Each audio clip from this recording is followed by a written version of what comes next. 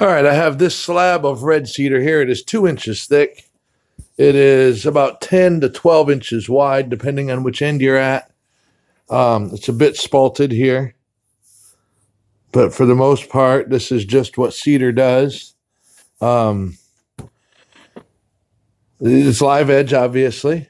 It's got beautiful. I love red cedar. I've just sanded it. It was rough cut from the sawmill here last weekend. And what I've done now is just come and sanded it. And the difference is, so you know, this is nice and smooth, clean. When you look at this side, you can still see saw marks and the different. So you can see that it's quite a bit different. This is the upside. Now I could use either. On a board I could choose. And the other side is quite beautiful, but the live edge, there's a point to it. You want this to show, when this is all urethaned, it'll be a nice gloss urethane, which will give a beautiful shine to all of this wood. It'll keep the color. It'll purple it a bit. It'll darken everything a bit, even the blonde. But, you know, you'll still be able to see the two distinct colors. You'll still see all the spalting. And this is going to be really nice. It's a nice piece of wood. This is about 46 inches long. Like I said, 2 inches. I intend to put this is going to be a rack, a hat rack, coat rack, whatever you want to call it. And what I did was I cut these from a Louisiana red cedar tree. They're not the same red cedar, but they are still red cedar. It's just a different type of red cedar. Still smells beautiful. This is actually a stronger smell. I'll clean these up to a nice shine, and then they'll get mounted on the face. And I don't know if I'll use these three. I got more in the other stall. I'm just using these as an example. But I'll end up doing something like that. And this gives it like a tree root look. So it'll probably hang like that. I don't know if it'll hang like that or if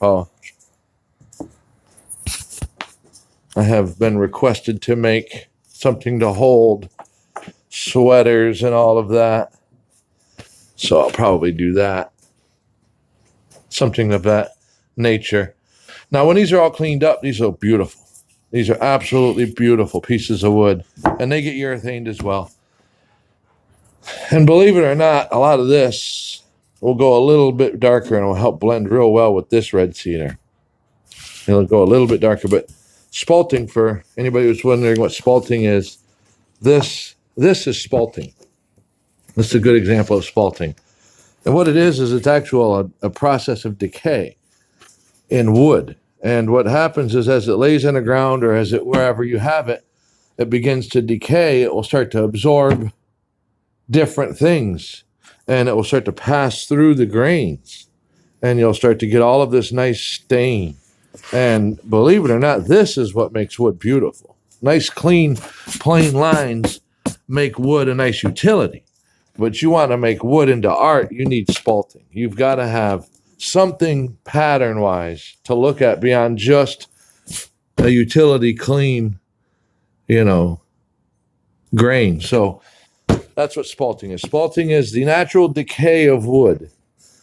And this is advanced, obvious. And a lot of this is going to be water, but the water is the key ingredient to insects. So if you have water in the wood, you're going to have insects because insects love wooden slushies. I mean, that's what it turns into.